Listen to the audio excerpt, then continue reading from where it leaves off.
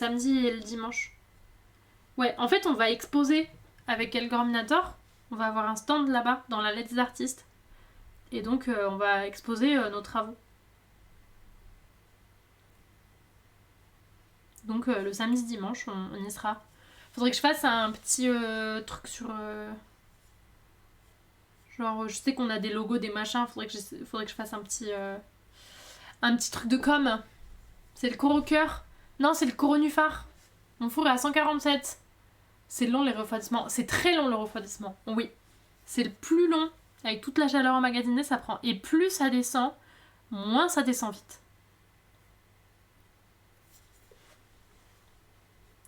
C'est bien, je trouve, de montrer le travail. Ça aide les gens à comprendre la valeur du produit. Oui. Oui, oui. Complètement. Ben, c'est juste, c'est ce qu'on disait là au tout début. C'est qu'en vrai, il y en a pas mal qui,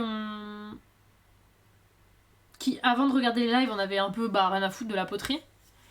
Et où le live, ça a un peu développé un intérêt pour la poterie. En général, et ça, je trouve ça chouette. Pas juste genre mon travail, mais la poterie en général. Ça, je trouve ça trop bien. Parce que souvent, on me demande, genre, ah ouais, mais il n'y a pas genre de la compétition entre les potiers. Il y a de plus en plus de gens qui font de la poterie, et du coup, genre, qu'est-ce que ça fait, en fait est-ce que ça a un impact négatif, positif, machin. Et en fait, je trouve que non, c'est trop...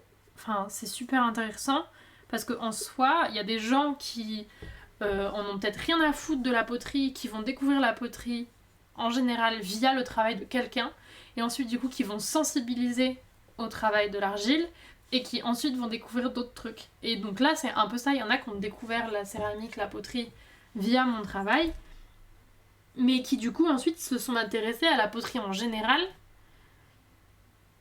et donc ont découvert d'autres artisans. Et ça, je trouve ça trop bien, je trouve ça génial. Donc je trouve qu'au contraire, le fait qu'il y ait plus de travaux différents aussi, plus de gens qui font leurs pièces, parce que de toute façon, mes pièces, si vous voulez trouver des pièces comme ça, c'est chez moi et c'est pas chez le voisin. Et pareil, les pièces que fait Seven, c'est chez Seven et c'est pas chez moi. Donc justement, je trouve que c'est intéressant pour la profession en général. C'est aussi chouette et je suis contente si, au-delà de faire découvrir mon travail, évidemment, parce que genre Twitch, on va pas se mentir, c'est une grosse vitrine. Twitch et les réseaux sociaux, mais principalement Twitch. Enfin, disons que Twitch va un peu avec les autres réseaux sociaux aussi. Ça a eu un gros impact sur mon travail, sur mes ventes, sur mon chiffre d'affaires, sur ma communication et tout. Hein. C'est cool à faire, c'est intéressant, genre d'un point de vue personnel aussi, c'est chouette de travailler avec des gens, c'est chouette de découvrir, j'aime bien partager ça parce que ça reste une passion avant tout, mais professionnellement parlant, c'est super intéressant aussi, hein, on va pas se leurrer là-dessus. Mais du coup, je trouve ça trop bien que ça ait fait découvrir mon travail, mais aussi que ça fasse découvrir en fait la poterie en général. Ça, je trouve ça trop bien. C'est vraiment le meilleur truc. Ça me fait trop plaisir quand vous me dites ça. Ce serait bien qu'on arrive à faire sortir les gens de cette logique de marché. Tous les milieux gagnent l'augmentation d'effectifs et la diversification. Ouais, oui, mais je pense que ça vient petit à petit. J'ai envie de convertir toutes mes amies. Let's go, fonce. J'ai découvert, je crois, il y a genre 3 ans, par une céramiste de ma ville. Trop bien. C'est Twitch qui t'a beaucoup propulsé de ton côté. Ça, genre, mes ventes auraient augmenté, tu vois. Mes ventes, elles auraient augmenté de base. Petit à petit, je pense que genre j'étais sur une vente, tu vois, une courbe, quoi, qui augmentait. Mais sauf que, quand j'ai commencé à streamer, en gros, genre je suis restée sur la même courbe, tu vois. Mais genre plus haut. Mais avant, j'étais beaucoup sur Instagram. Je faisais ma communication via Instagram et donc ça augmentait petit à petit, mais genre doucement.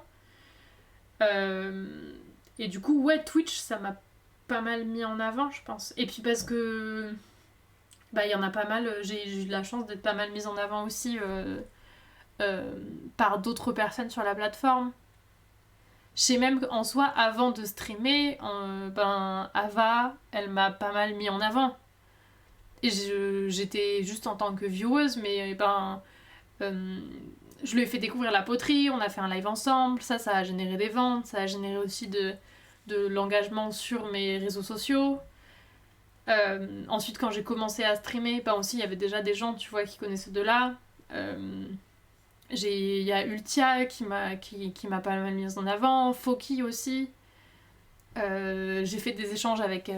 on a fait des collections avec Kaevan, et du coup, ben, comme elle avait aussi un lien avec la plateforme, qu'après moi aussi j'étais sur la plateforme, tu vois, donc tout ça, ça s'est un peu entremêlé aussi.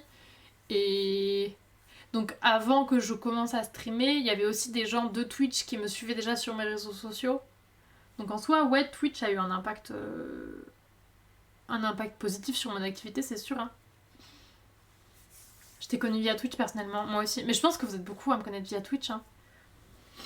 Je pense qu'il y a peu de personnes... Je sais pas s'il y a beaucoup de gens qui viennent de mes réseaux sociaux, mais pas via Twitch. Je suis pas sûre. J'ai découvert via Ultia. Je pense qu'elle t'avait raid après un stream amour sucré. C'est vrai?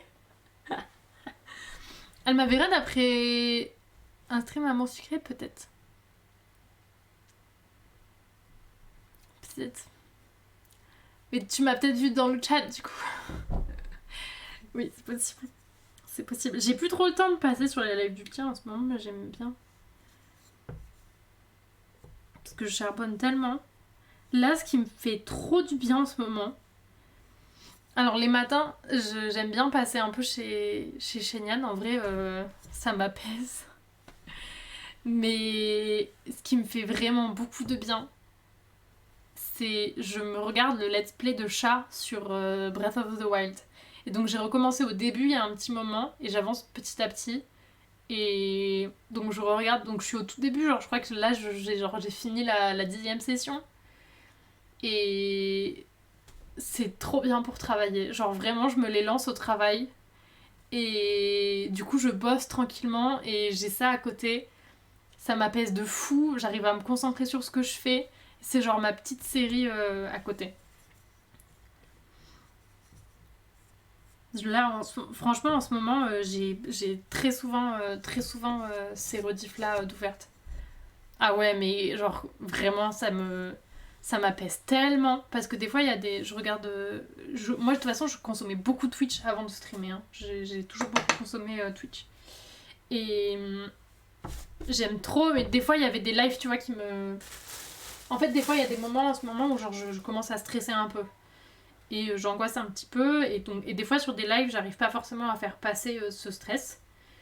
Mais les lives, les let's play de chat sur Breath of the Wild, genre vraiment, j'arrive à juste taffer et faire ça à côté, quoi.